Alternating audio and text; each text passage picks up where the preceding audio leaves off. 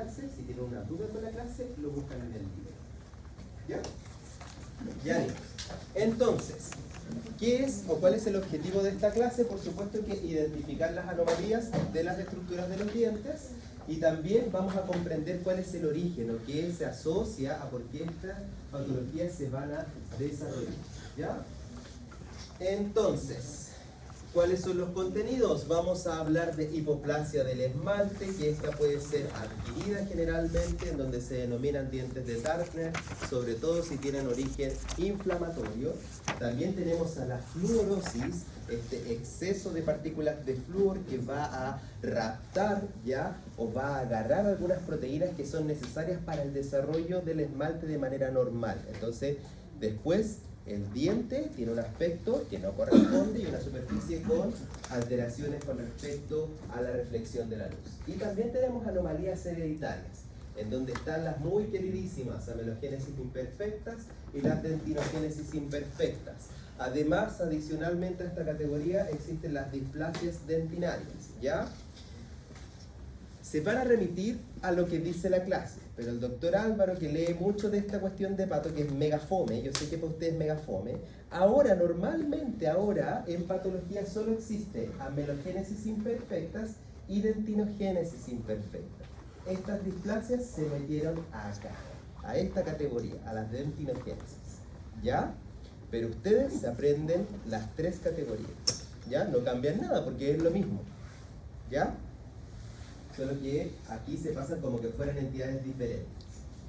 Entonces, relevante, ¿por qué? Porque no somos nosotros los que vamos a observar los dientes y por supuesto que los dentistas van a tener directa injerencia en la, digamos, el tratamiento y la indicación diagnóstica presuntiva de este tipo de patologías. Algunas de ellas, por supuesto, que pueden constituir modificaciones en el tratamiento, por lo tanto, hay que considerarlas dentro del plan de tratamiento, la planificación del paciente, ¿ya? A modo introductorio, las alteraciones de la estructura del esmalte y la dentina pueden ocurrir por factores como infección, por ejemplo, traumatismo, como inflamación, algunas injurias químicas, entre otras, ¿ya? Lo importante es saber muchas veces es cómo ir guiando la historia del paciente para saber si realmente lo que yo estoy observando en esa alteración dentaria es un tipo de patología que viene de un origen hereditario o es un tipo de patología que se ha generado de origen ambiental, ¿ya? Entonces, tanto las hereditarias suelen afectar o el esmalte o la dentina en general, ¿ya? Sin embargo, las ambientales pueden afectar a ambos tejidos duros. Eso a modo general e introductorio del tipo de patologías que afecta a las estructuras del diente. Para comenzar vamos a hablar de las alteraciones del esmalte, ¿ya? El esmalte, que se origina ¿de qué capa del disco trilaminar? Del ectodermo, porque se ve, todo lo que se ve que está por fuera en general es ectodermo, ¿ya? La mucosa, ectodermo. La lengua, el revestimiento, ectodermo. ¿Ya? Esos son tips, digamos, cuando les preguntan origen embrionario de algunas cosas. Lo que está por dentro, ahí hay que acordarse un poquito más. ¿Viene del endo o viene del ectomesénquima o solo del mesénquima? ¿Ya? Esas son cositas que uno puede ir agarrando para entender un poquito mejor por qué es y cómo se van a alterar, ¿ya? Es un tejido, el esmalte, mineralizado, no puede ser reparado. ¿Por qué no puede ser reparado, niños? El Rorín dice porque la neuroblasto ¿qué? Desaparece, degenera, ¿no? Ya. ¿Por qué degenera?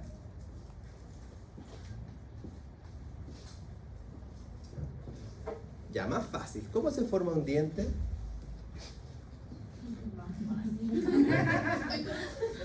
Doctora, ¿usted es dentista? ¿No es dentista? No, pues, pero va en vías de, pues. ¿Cómo no sabe cómo se forma un diente, pero seca para hacer cavidad en el diente? ¿Ah? Ah, más o menos. ¿Cómo se forma un diente, pues? A partir de la lámina dentaria. Muy bien, Rorro. ¿La lámina dentaria qué es? ¿Qué es la lámina dentaria? No.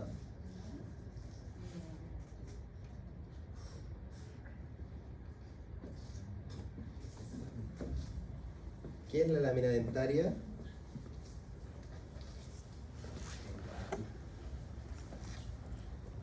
La lámina dentaria se origina a partir de la invaginación del ectodermo que está revestiendo al estomodeo, a la boca primitiva, y que se va a invaginar al mesénquima adyacente. ¿Ya?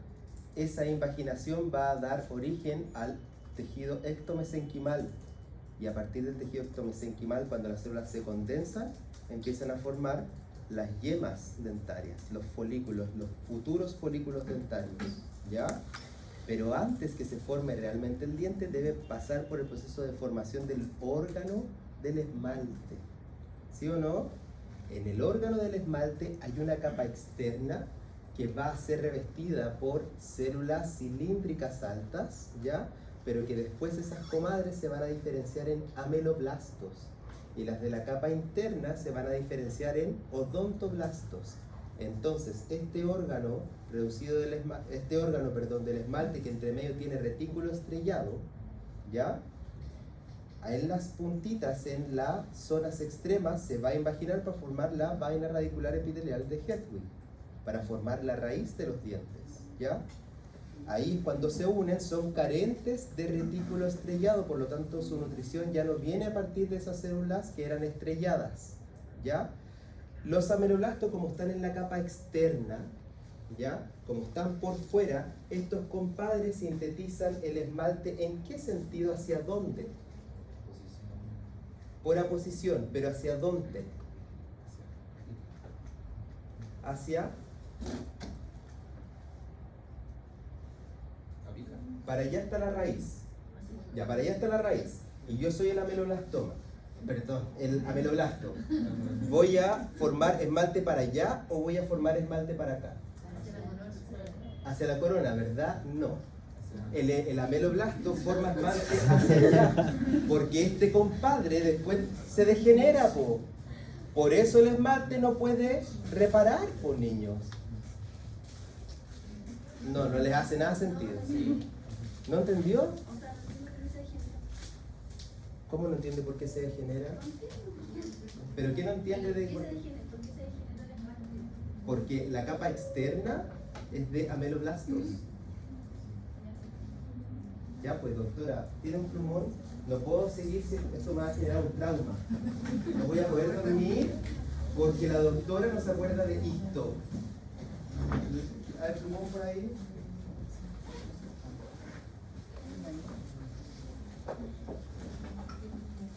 Ya, aquí tenemos.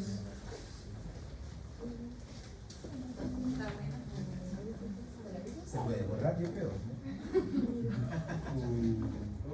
Ya. Órgano del esmalte, aquí.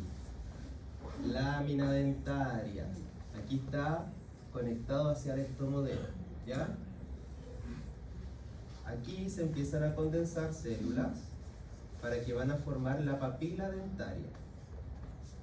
Pero acá arriba se va a formar todo lo que es la corona del diente. Por la zona externa va a tener unas células. Y estos son los ameloblastos. ¿Ya? Y de la capa interna van a salir los odontoblastos. Entonces, los odontoblastos empiezan a sintetizar dentina hacia afuera y los ameloblastos que están por fuera hacia adentro. ¿Se entiende ahora? ¿Sí? Entonces después tenemos la corona dentaria que tiene esmalte y dentina, y aquí está la pulpa. Entonces estos compadres que están por afuera se degeneran, se destruyen, porque empiezan a carecer de nutrición del retículo estrellado, que en un principio los va a poder sustentar, es decir, los va a poder nutrir, pero esto ya va desapareciendo porque se va ocupando por matriz. ¿Ahí le quedó claro? ¿Sí? Ya. Para que se acuerden por qué el esmalte no puede reparar. ¿Ya? Gracias, doctor. ¿Ah? Sale, vale. Ya. Los componentes del esmalte. Tiene una etapa secretora, por supuesto, que es encargada de la síntesis de matriz proteica. Ya el 90% son proteínas de amelogeninas y el 10% son otras proteínas. Van a haber factores ambientales, así como hereditarios, que pueden alterar el desarrollo de esta estructura, ¿ya?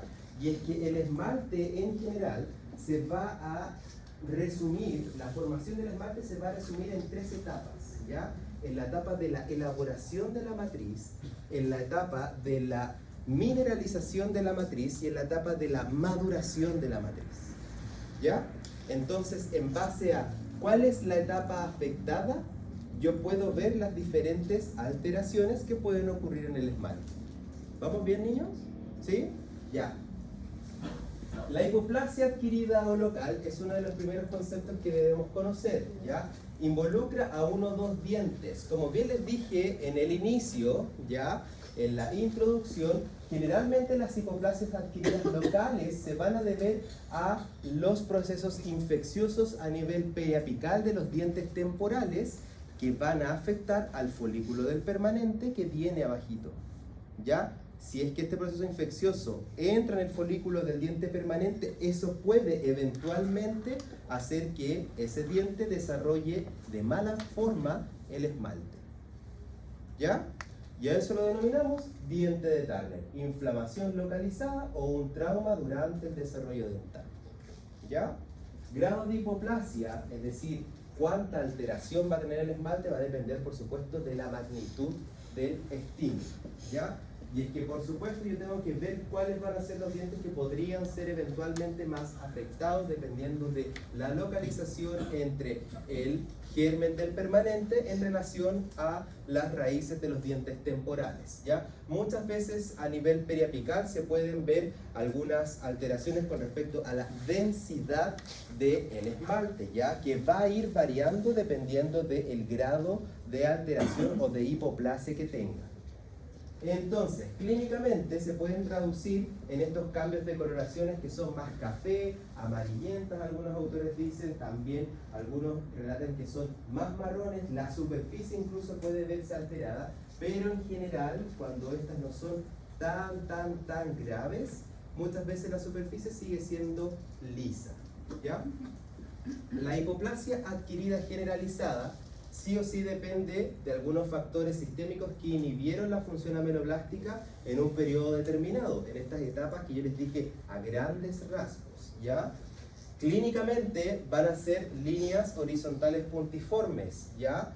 Y que estas líneas horizontales o este patrón puntiforme puede ser de color amarillo o marrón, como les decía anteriormente, y que puede afectar principalmente a los dientes que se desarrollan en el primer año, ya los incisivos permanentes y los premolares, ya, y esto va en relación a los procesos de caries que van a afectar obviamente a los dientes que llevan mucho más tiempo en boca, desde el punto de vista de los temporales, ya.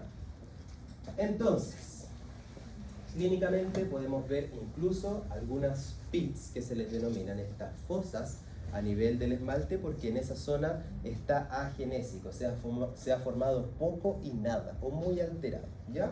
Por características un poquito más amarillo y marrón. A veces de manera más leve pueden verse estas estrías que son más bien horizontales, de color blanquecina, y que se pueden extender en todo el, digamos, lo que es la corona clínica.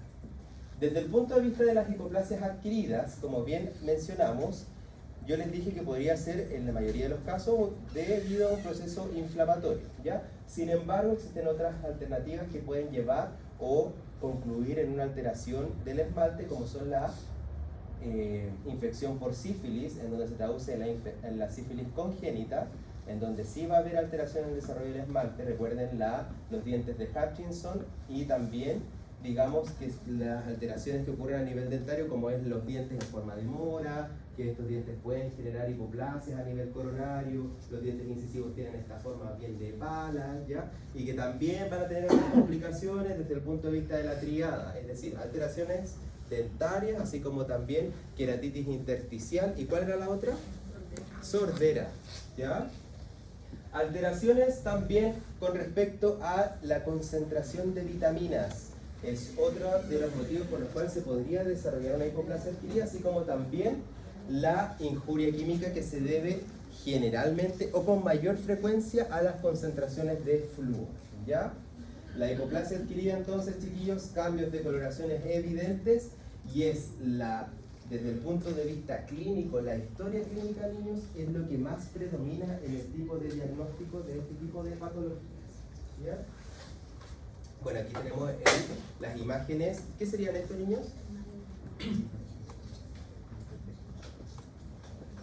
Molares con forma de mora y los incisivos con forma de pala serían dientes de Hutchins. Perfecto. Otra de las hipoplasias adquiridas que debemos conocer porque es bien prevalente son las fluorosis. ¿Ya? Las altas concentraciones de flúor en Chile ocurren ¿dónde? ¿En el norte, en el sur o en el centro? En el norte, ¿verdad? Entonces es muchas veces más prevalente ver pacientes que son del norte con este tipo de alteraciones, ¿ya?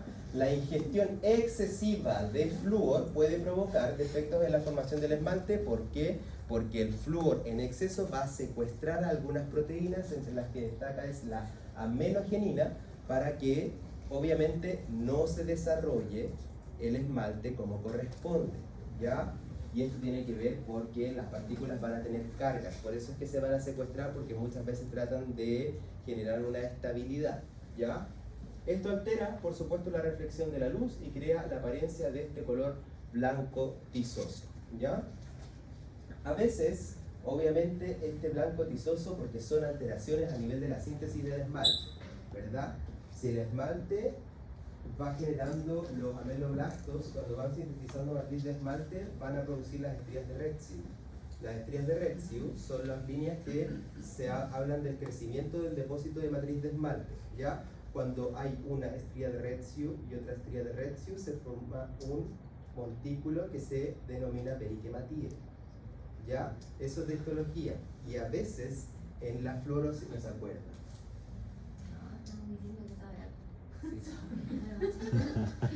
¿Ya? Y la fluorosis a veces afecta la zona de los periquematíes y uno los ve clarito, pocas veces pasa, pero puede verse, ¿ya?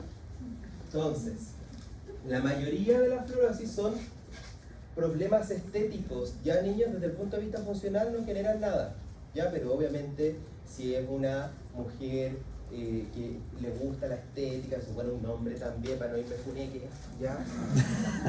Que le gusta verse bien, no sé qué, obviamente ahí el foco, chiquillo, es la estética. Existen miles de tratamientos de microabrasión y también carillas, pero obviamente hay que valorarlo ahí con el paciente, ¿ya? Entonces, simplemente estético, ¿no? En general, las fluorosis tienen problemas estéticos solamente, no desde el punto de vista de la sintomatología. ¿Y químico? Más, con respecto a la adhesión, no, es más susceptible a lo ácido, porque debido a una formación. O sea, puede ser, pero que eso depende de la severidad de la fluorosis, ¿ya? Por eso dije que en general son problemas más estéticos, ¿ya? Acá, cuando uno evalúa la fluorosis, niños, tiene que o puede ocupar algunos tipos de clasificaciones, tablas que son el índice de DIN, ¿ya? Y que esto permite categorizar al paciente desde el punto de vista clínico con un criterio y la descripción de cómo es que se encuentran los dientes, ya categorizándolos con un score, con un puntaje para ver si la fluorosis es más severa, más leve o más moderada, y con eso poder guiar el tratamiento, ¿ya? Entonces, fluorosis muy leve, ¿ya? Podemos encontrar apenas algunos cambios de coloración en el esmalte que siempre debe verse un poquito más blanco, ¿ya? Y eso por la reflexión que hace la luz en el esmalte. Recordemos que en realidad, chiquillos, igual cuando el esmalte está normal, ¿quién le da el color blanco? La dentina. La dentina le da el color blanco, ¿ya? Por lo tanto, si la dentina está alterada, el esmalte a veces se ve transparente, ¿ya? Entonces los dientes se ven más azulados y es cosa que lo vamos a ver un poquito más adelante.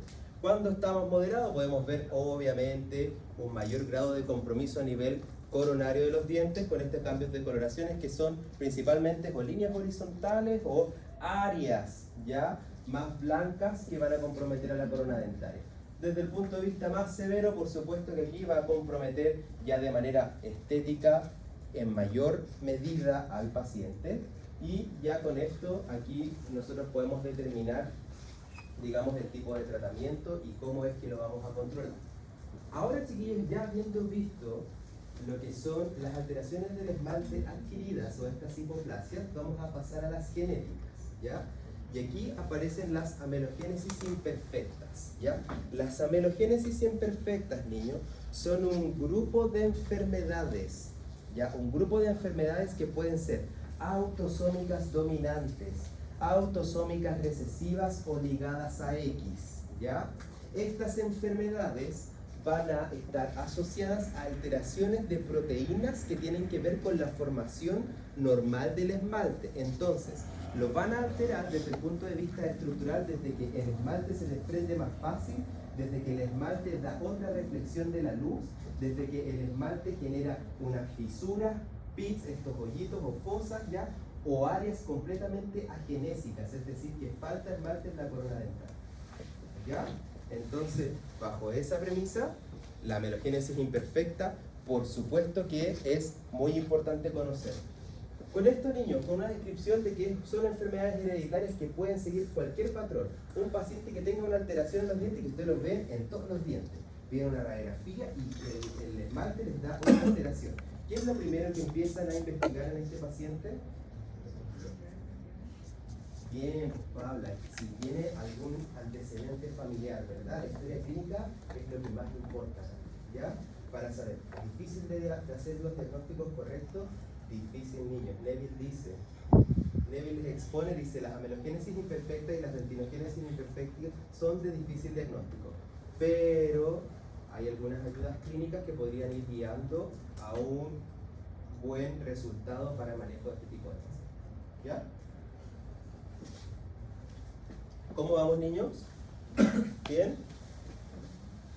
Están muertos. ¿Ah? Diga por último, bien. Bien, ya. Ya, vamos a avanzar rapidito entonces. Tipos de amelogénesis imperfectas hay 4 tipos. Ya, la tipo 1 que es la hipoplásica, la tipo 2 que es la hipomadurada, ya, la tipo 3 que es la hipocalcificada y la tipo 4 que es la hipomadurada hipoplásica con taurodontismo, es decir, con anomalías en la forma. El taurodontismo, ¿cómo se producía, chiquillos?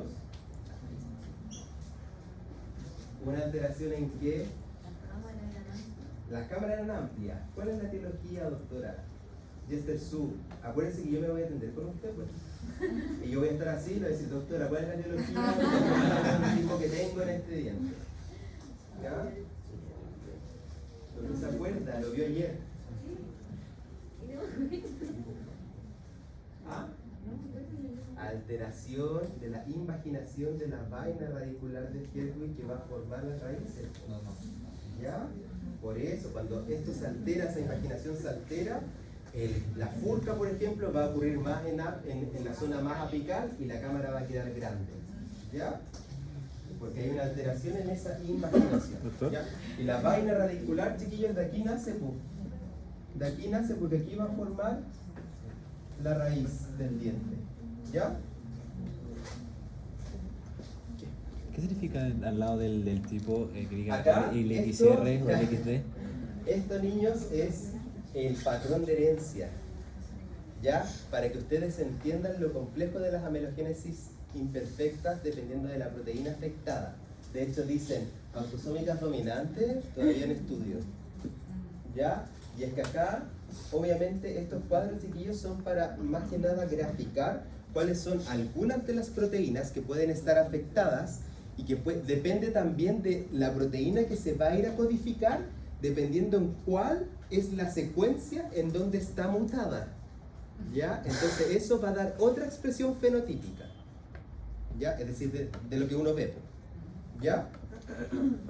Entonces, el primer tipo de amelogénesis imperfecta es la amelogénesis imperfecta hipoplásica. Puede ocurrir de manera focal o generalizada. El esmalte es mucho más delgado y tiene áreas que pueden ser de manera local la afectación o de manera generalizada. La radiodensidad del esmalte va a ser muy similar a la dentina, por lo tanto vamos a ver estos dientes con un escaso contenido de esmalte, ¿ya? Desde el punto de vista clínico pueden responder a 3 patrones que describe la literatura, que son o de una superficie rugosa o de una superficie perforada, ¿ya? Con hoyitos, ¿ya? O de una superficie completamente agenésica, ¿ya? El esmalte acá, por supuesto que está afectado desde el punto de vista de la matriz, de las proteínas que están formando esta matriz. La amelogénesis imperfecta hipocalcificada es también uno de los tipos de amelogénesis imperfecta que va a tener un severo defecto en la mineralización del esmalte.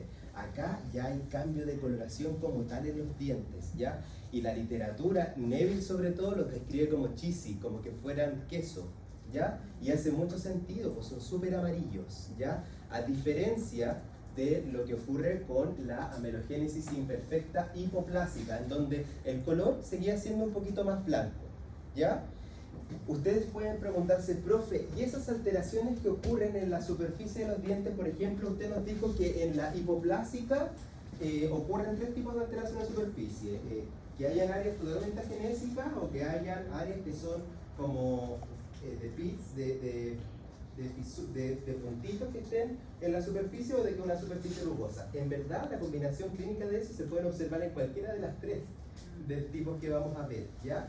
Entonces yo ahora les doy algunos tips que ustedes, que se los voy a preguntar obviamente, ¿ya? Pero que son una forma más académica y más sencilla de poder diferenciar una con otra, ¿ya? En la hipoplásica el color se mantiene un poquito y podemos ver estas 3 alteraciones a nivel de la superficie. Y después tenemos en la hipocalcificada, ya hay un cambio de coloración en donde se describen con este color como que fuera de queso, ¿ya? Después tenemos, bueno, y acá observamos obviamente un paciente con compromiso generalizado de estos dientes y lógicamente el complemento radiográfico es sumamente importante para poder guiar al diagnóstico. La amelogénesis imperfecta hipomadurada, ¿ya? Es menos severa, el color es opaco y aquí los dientes en realidad no tienen una alteración desde el punto de vista morfológico y de la coloración, son más bien blancos y esta alteración es como que fuera muy parecido a lo que es la fluorosis, ¿ya? Pero es la historia clínica, la guía clínica, el cómo es que el paciente ha generado o ha manifestado estas alteraciones en donde yo puedo ir guiando al diagnóstico correcto. El esmalte tiene un grosor normal, pero la dureza y la translucidez son anormales. Se dan cuenta que en realidad, así como que muy alterados no están, como cosa que se veía en la hipocalcificada, por ejemplo. ¿Ya? Aquí más bien parece una hipoplasia, ¿ya? Y es que muchas veces, niños, también la hipomadurada y la hipocalcificada son categorizadas como procesos de alteración de la hipocalcificación en general de la estructura del esmalte, ¿ya? Ahora, bueno, aquí tenemos alteraciones desde el punto de vista clínico, este es color un poquito más marrón, ¿ya? Dependiendo de la severidad de la expresión o de la alteración de las proteínas que tienen que ver con la síntesis de la matriz, es como se va a expresar fenotípicamente la enfermedad. Ya por último, niños, vamos a hablar de las alteraciones dentinarias y aquí, miren los dientes, obviamente el esmalte cambia el tiro su coloración porque es la dentina la que está afectada. Recuerden que la dentina es la que va a chocar en realidad con el efecto, con el haz de luz, ¿ya? Las dentinogénesis imperfectas son un grupo de defectos hereditarios autosómicos dominantes que van a dar al diente este color un poquito más opalescente, ¿ya? Debido a la morfología irregular y a la baja mineralización que ocurre en el tejido dentinario por una alteración de las proteínas que tienen que ver con la mineralización de la dentina. ¿Quién sintetiza a las proteínas de la dentina, niños?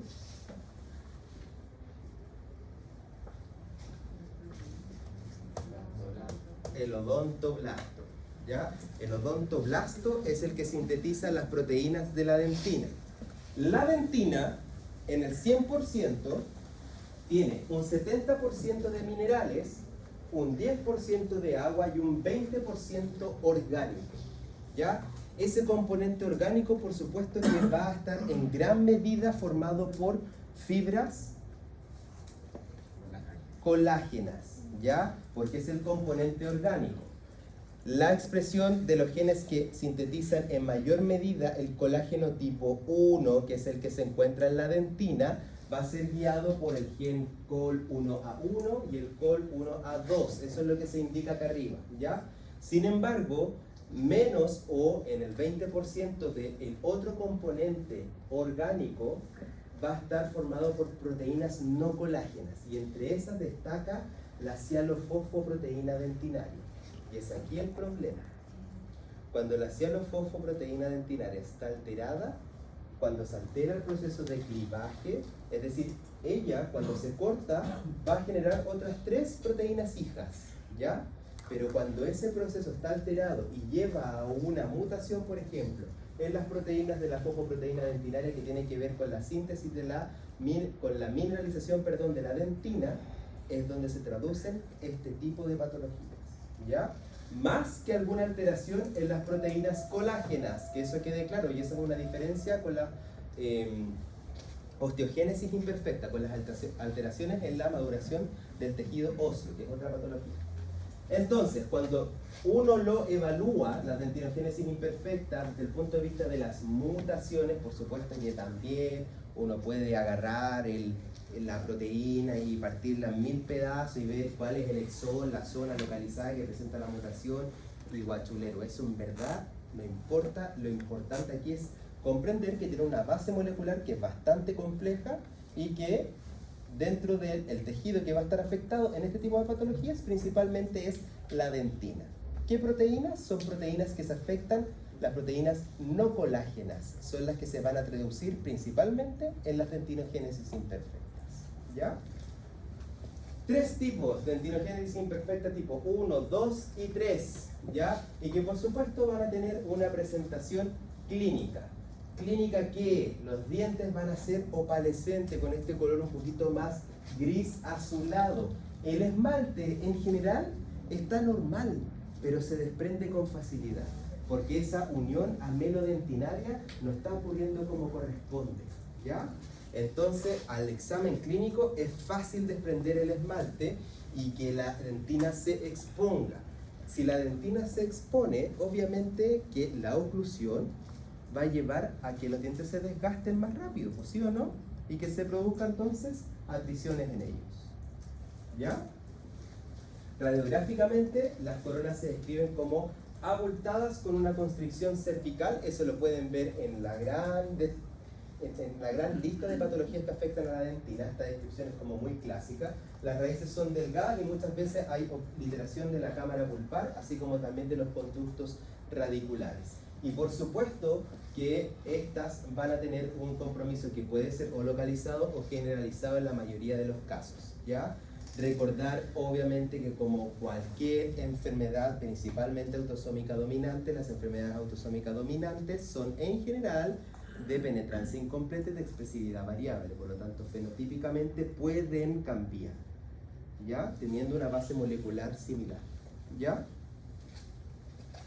Y acá observamos desde el punto de vista radiográfico algunas coronas que son un poco más anchas de lo normal desde el punto de vista de cuánto está ocupando la dentina con respecto al esmalte, y la cámara pulpar o los conductos completamente obliterados, algunos también parcialmente, pero esto es muy común de observar en las dentinogénesis imperfectas, ¿ya? Esta coloración un poquito más azulada, opalescente, y que va a cambiar desde el punto de vista estructural a la dentina. Cuando uno la estudia, chiquillos, los túbulos dentinarios son rectos, están ordenaditos, unos al lado del otro. Cuando uno los va a analizar desde la zona de la dentina que quiera ver, la dentina que es primaria, la circumpulpar, la dentina globular, da lo mismo. Ahí el túbulo dentinario va a ir ordenadito, uno al lado del otro. Estas líneas que son más bien paralelas, pero a diferencia de la dentinogénesis imperfecta, estos túbulos empiezan a generar estas torsiones, o empiezan algunos incluso a coalescer con otros y se ve un poquito más desordenado, ¿ya? También obviamente el lumen de los túbulos dentinarios se ve afectado, ¿ya? La cantidad de túbulos dentinarios también es menor, y esos son otros cambios que se pueden observar desde el punto de vista de la microscopía electrónica para el estudio de este tipo de patologías. Ya por último tenemos a las displasias dentinarias. Las displasias dentinarias ahora son categorizadas como dentinogénesis imperfecta, ¿ya? Eso es lo que yo les decía, ¿ya? Pero acá las vamos a ver cómo se pasaban comúnmente, que son como otro tipo de patología que va a afectar a la dentina de igual manera, ¿ya? Estos son defectos hereditarios autosómicos dominantes también y que van a afectar a la zona radicular o a la zona coronal. Entonces se va a denominar displasia dentinaria tipo 1 cuando afecta a la raíz o displasia dentinaria tipo 2 cuando afecta a la corona, ¿ya? La displasia dentinaria tipo 1, que va a afectar a la zona de la raíz, es autosómica dominante, poco común. Acá los dientes exhiben incremento de la movilidad y exfoliación prematura. ¿Por qué? Porque la raíz con suerte se ha formado, chiquillos, ¿ya? Entonces, lógicamente, es más fácil que el diente tenga una carencia en el sostén en relación al tejido periodontal, ¿ya? Cuando yo voy a evaluarlo desde el punto de vista radiográfico, las cámaras en los dientes permanentes pueden estar tan obliteradas que solo dejan un hilito, un pequeño haz por donde va a entrar la luz para poder observar la radiografía, y esa línea es la que denominan como media luna, ¿ya? En la zona de la cámara pulpar. Una línea que apenas se observa, digamos, que va a indicar el diámetro de lo que es supuestamente la cámara pulpar, ¿ya? Entonces, desde el punto de vista clínico, por supuesto que tiene injerencia, ya que los pacientes pueden quedar desdentados incluso en edades tempranas, porque la alteración va a ocurrir a nivel radicular, ¿ya? Entonces, aquí vemos dientes en donde han sido exonciados o que han perdido los pacientes, que por supuesto se pueden estudiar desde el punto de vista histológico, y que desde el punto de vista histológico uno va a ver claramente que la dentina no tiene una morfología normal esperada, ¿ya? Entonces, bajo esa premisa, también se describe que los pacientes busquen algún tipo de atención prematura, e incluso hay pacientes que ya a los 25 años presentan así como un proceso de fístula, por ejemplo, se toman una radiografía y se dan cuenta que tienen este tipo de displasia, ¿ya? Que ha pasado en algunos casos que nosotros hemos visto en otras universidades, en donde estudiantes de odonto, por ejemplo, pasó una vez de 23 años la niña y le salió una fístula en un premolar por vestibular, se tomó la radiografía panorámica y era así, niños, tal cual. Todos los dientes eran así. ¿Ya? Entonces, esto obviamente que se va a ir a categorizar, se saca el diente, se estudia y se da al microscopio para ver cómo eran las, digamos, guías de los túbulos dentinarios, y ya con la clínica, la radiografía, se hace un complemento diagnóstico para poder estimar el correcto diagnóstico del paciente, ¿ya? Y a nivel radiográfico, esta era la imagen que yo estaba buscando, ¿ya? Así. Entonces, cuando uno las puede estudiar con luz polarizada, puede observar cómo que se refleja el haz de luz frente a las fibras de colágeno, etc. ¿Ya? Y que eso obviamente va a estar alterado. Correspondiente a la displasia dentinaria tipo 2, que es la que ocurre a nivel coronal, los pacientes presentan unos dientes que son, cuando son pacientes con dientes permanentes, los dientes como que no se ven tan alterados, ¿ya? Pero lo único que se describe desde el punto de vista clínico es que a nivel cervical toman un color como un poquito más anaranjado, ¿ya? Sí, un poquito más como que fuera más naranjo.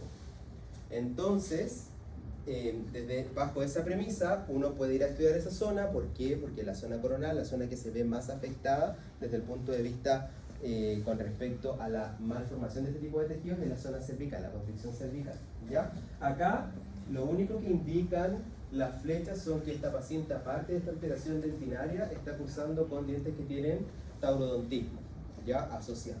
Entonces, ¿qué puede ocurrir en algunos pacientes? Los dientes afectados presentan estas constricciones cervicales mucho más marcadas que los dientes normales, por supuesto que sí, ¿ya? Entonces, ¿cuál otra de los cambios radiográficos puede observar en este tipo de displasias dentinarias? Es que las cámaras pulpares, en este tipo de displasias dentinarias, muchas veces están normales, ¿ya? Pero el conducto está muy obliterado, ¿ya? Y solo deja un finito, un hilito de canal, ¿ya? Cuando eso pasa, cuando uno observa los dientes de esa manera, estos dientes adoptan el concepto de dientes con forma de llama, como de flama, ¿ya? ¿Les hace sentido? Como que fuera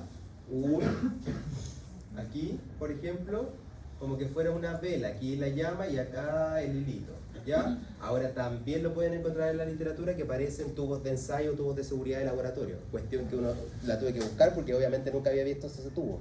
No sé que se fuman uno bueno o se comen uno bueno, estos cabros, los patólogos, para ponerle los nombres. Pues sí, es verdad, pues chiquillos, ¿sí o no? Así como que el linfoma tenga cielo estrellado, uno dice así como, yeah, ese compadre se comió el tremendo hongo, así, ¿o no? Sí, pues, ya. Entonces, en el fondo, acá, imaginación para esto, ¿ya? Las displasias dentinarias, así como las dentinogénesis imperfectas, son categorizadas obviamente como esta alteración de la dentina, ¿ya? Y que van a tener un patrón de herencia autosómico dominante y que se van a diferenciar desde el punto de vista clínico, radiográfico y algunos cambios histopatológicos que pueden ser sugerentes del diagnóstico. Importante, ¿qué es lo que es importante? Gran parte de la alteración de la formación de la dentina y el esmalte son ambientales, es decir, este juego que hace la genética con el ambiente, ¿ya? Lo que se traduce en la epigenética, ¿ya? Esta alteración de la expresión fenotípica que lleva a que el DNA, sin alterar su secuencia, pueda expresar o sintetizar o codificar a las proteínas de maneras diferentes, ¿ya? Algunas de ellas pueden significar complicaciones en la estrategia del tratamiento habitual y por eso son necesarias que las conozcan. Preguntas, dudas. ¿No? Estamos cansados ya, disóciense para que se revivan. Ya, es lo peor, ya ni ya estamos libres. Que les vaya